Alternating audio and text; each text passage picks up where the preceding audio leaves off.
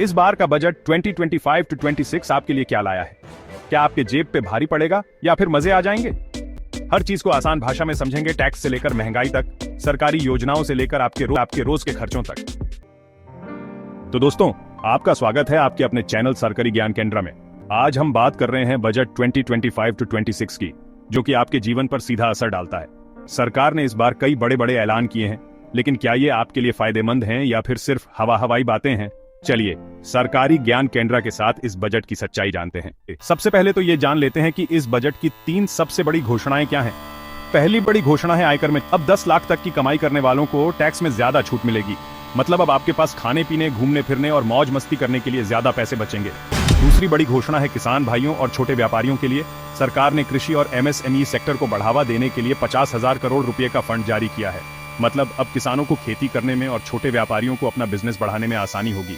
तीसरी बड़ी घोषणा है डिजिटल इंडिया मिशन को लेकर। सरकार ने AI और टेक्नोलॉजी को बढ़ावा देने के लिए 1 लाख करोड़ रुपए का निवेश करने का ऐलान किया है। मतलब अब टेक्नोलॉजी के क्षेत्र में भारत और भी आगे बढ़ेगा।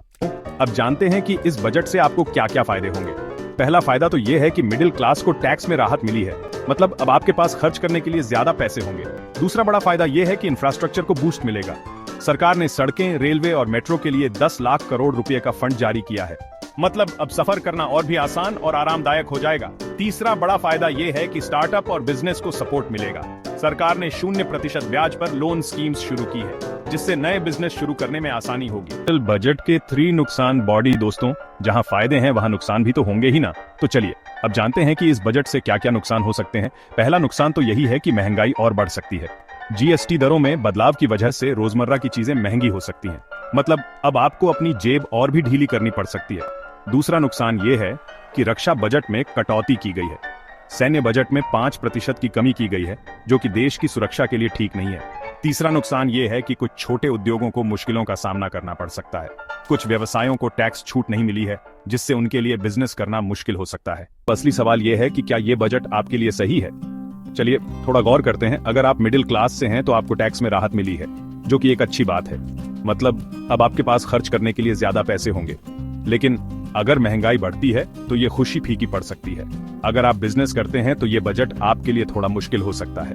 GST दरों में बदलाव और कुछ सेक्टरों को टैक्स छूट न मिलने से बिजनेस करना थोड़ा चुनौतीपूर्ण हो सकता है।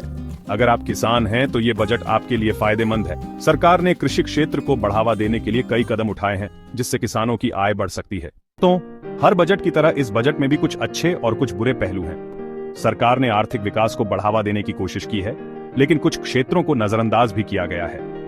महंगाई एक बड़ी चुनौती बनी हुई है, जिस पर काबू पाना जरूरी है। साथ ही रक्षा बजट में कटौती पर भी सरकार को पुनर्विचार करना चाहिए। कुल मिलाकर ये बजट मिला जुला है। कुछ लोगों को इससे फायदा होगा तो कुछ को नुकसान। तो भाई लोग, ये था बजट 2025 टू 26 का पूरा पोस्टमार्टम। चलते चलते एक और बात, सरकारी ज्ञान केंद्र को अपने दोस्तों और रिश्तेदारों के साथ भी शेयर करो, ताकि उन्हें भी सरकारी नीतियों की जानकारी मिल सके। तो मिलते हैं अगले वीडियो में एक नए टॉपिक के साथ। तब तक के लिए अपना ख्याल रखना और सरकारी ज्ञान केंद्र से जुड़े रहना।